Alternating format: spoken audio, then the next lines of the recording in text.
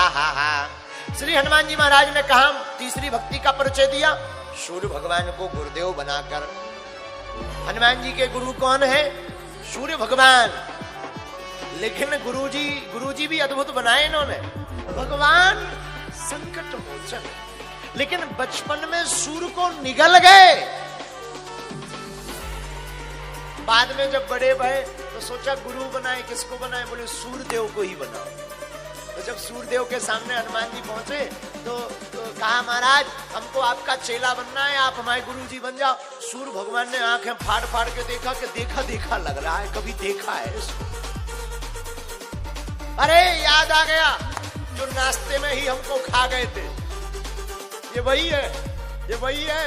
भैया नमस्कार, क्षमा करो, हम तुम्हारे गुरुजी नहीं बन सकते। हनुमान जी बोले, कैसे नहीं बनोगे? अरे वाह, जबरदस्ती थोड़ी है। अरे नहीं, हम प्रार्थना कर रहे हैं। सूर्य भगवान अपनी हार्ट बीट तेज बढ़ा करके बोले, भैया हमको टेंशन है। क्या कहीं ऐसा ना हो तुम दीक्षा लेते लेते ही तुम्हें भूख लगे, आप सोई सटक जाओ ब्रेकफास्ट में, गड़बड़ हो जाएगा। हनुमान जी बोले, नहीं अब पहले हो गया, अब नहीं होगा। तो हनुमान जी ने भी गुरुजी बनाए। तो लेकिन सूर्य भगवान ने कहा, देखो भाई आप हमारे चेला नहीं बन सकते। हनुमान जी बोले, क्यों? देखो हम रुकते हैं नहीं है, कोई ना कोई बहाना तो चाहिए। सूर्य भगवान ने सोचा, अगर हाँ कह दिया तो ये पीछे ही पड़ जाएगा, इनका कोई ठिकाना नहीं है, कब खा जाए।